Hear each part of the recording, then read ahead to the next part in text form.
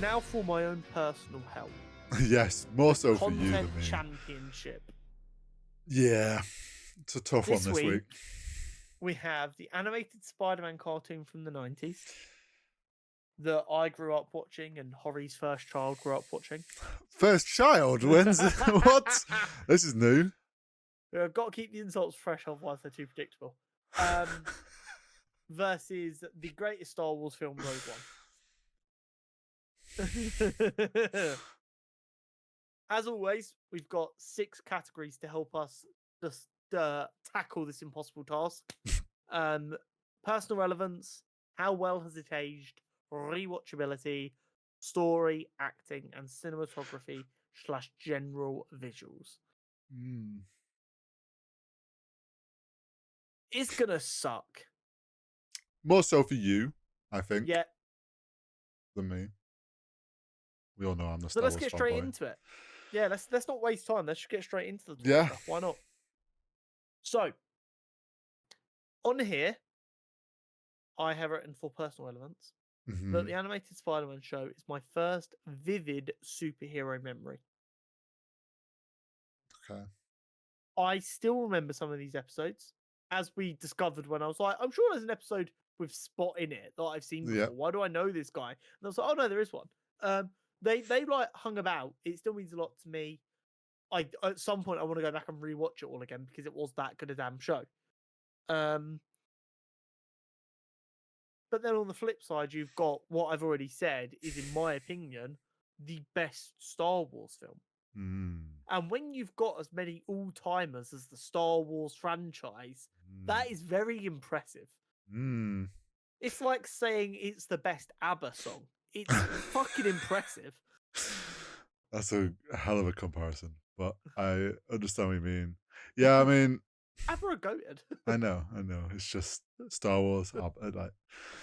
But I'm with you. Like, Star Wars isn't my personal best. We've done that before, but it's like I'm pretty sure I have it at like number 2 or number 3. Like I'm pretty sure I do have it at number 2. So it's like you say, it is up there as one of the top Star Wars like pieces of content. And yeah, to be honest, I would say when you think to like that period after the prequels where we didn't have much for a while, and then along came like Rogue One, then we got Solo and stuff. It's like Rogue One really kind of relit the fire for Star Wars 100%. and kind of opened up this idea of like, there's plenty of other stories to be told that don't have to be Skywalker focused. So yeah, that film is amazing. The Spider-Man, original animated Spider-Man, I mean, I remember those from when I was younger. I think I said this last time we had Spider-Man. I haven't seen a lot of it. It is what I remember as cartoon Spider-Man, but I don't remember spending a lot of time watching episodes of it. I was wasn't that, I guess, into it at the time. I don't know. Or I was past it when it was like really all on the TV a lot. To be fair, I think it was just before my time, but my brother watched it, so it was on, and then I was like, this is fucking awesome. He has webs and powers and stuff. Yeah, I think it's that sort of my issue of being like the youngest. My sisters had control of the TV, so stuff like that often got missed. Yeah. But how well it's aged.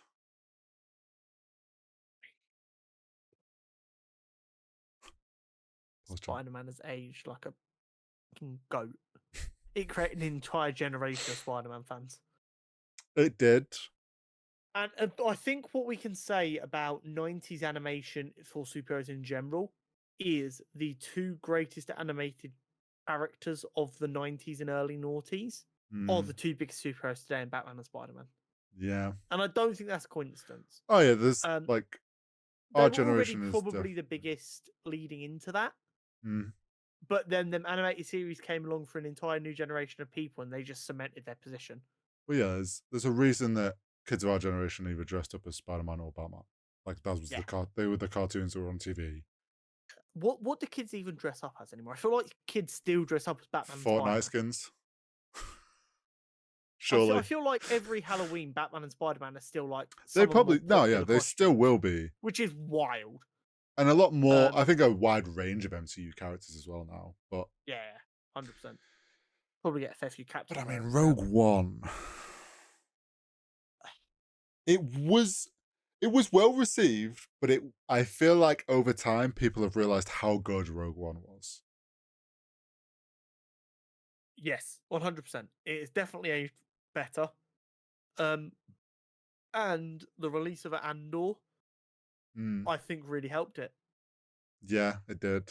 A lot of people didn't watch Rogue One initially because they were like, Star Wars is a bit dead now," and then they got hooked onto the Disney Plus shows. They watched Andor, and they're like, "Oh wait, this is about this Rogue One character. Let me go watch Rogue One," and they're like, "Oh my god, that's peak." I think it's As like, we've discovered with Star Wars over the last few years, there are two sides of the Star Wars fandom now. yeah, But we didn't know they existed before Rogue One yeah, because Star Wars was just Star Wars. yeah, yeah, yeah. Whereas Rogue One showed, but what if there was just like Other very stuff going on. limited / no force use? Yeah, And I think I think it's absolute peak Star Wars. I love it. right. And it has aged phenomenally well. Yeah, it has rewatchability.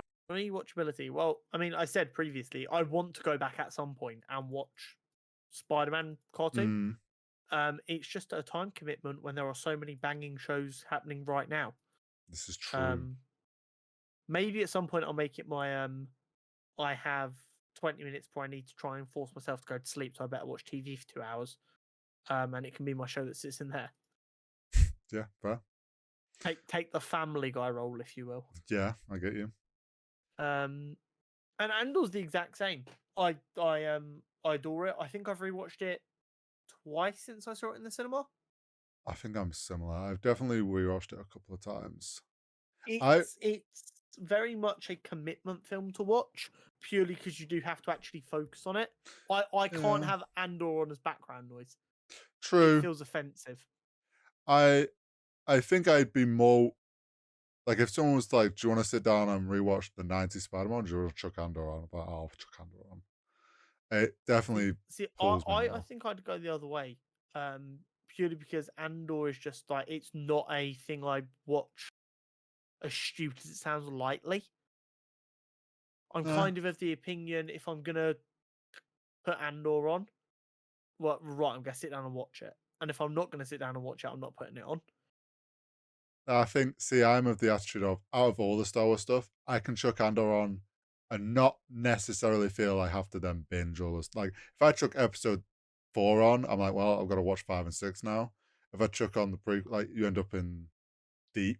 Whereas I could get Yep, away with like, oh, Andor ends where I remember Star Wars beginning. Right, we're good.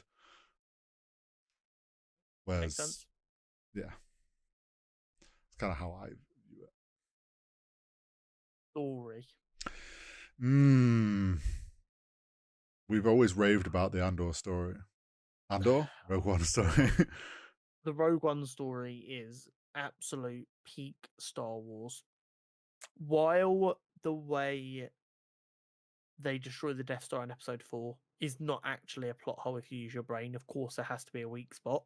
hmm The fact that for 30 years people acted like it was a plot hole, and Yep. was like, right, now you got me doing it. Rogue One was like, right, we will fix said plot hole. We will make it make sense. Yeah. Um, it was compelling. It was well written top to bottom. It used Darth Vader the way I prefer Darth Vader to be used, which is very little and terrifying when you see him. hmm It is Star Wars Yep. through and through. And it had a set end goal it had to reach. It didn't try and do more than it was meant to do. It wrapped up and filled that gap perfectly as it should. Yeah, And I think that's what makes it so good. 100%.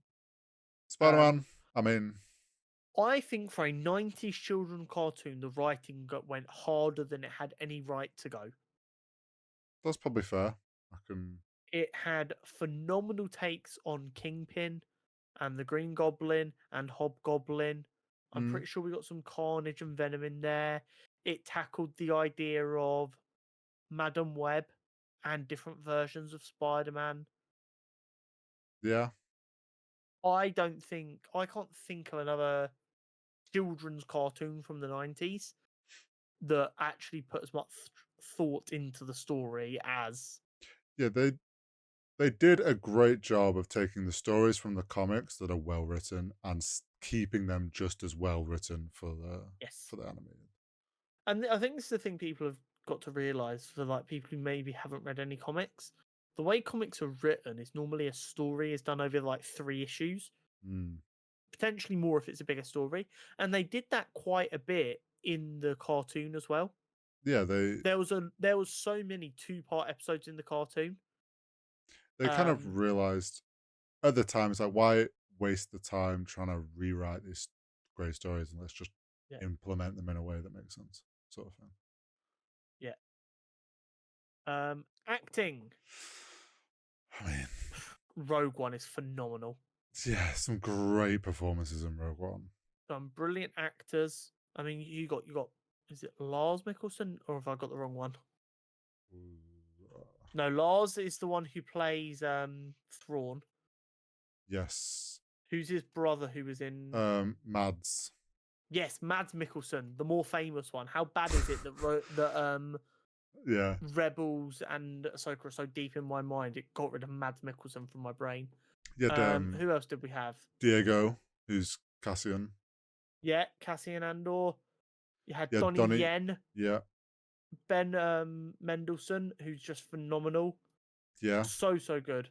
Of course, Forrest Whitaker was in it as Saw Gerrera. Jesus Christ, this yes. cast was stacked. Carrie The Fisher was in power, there.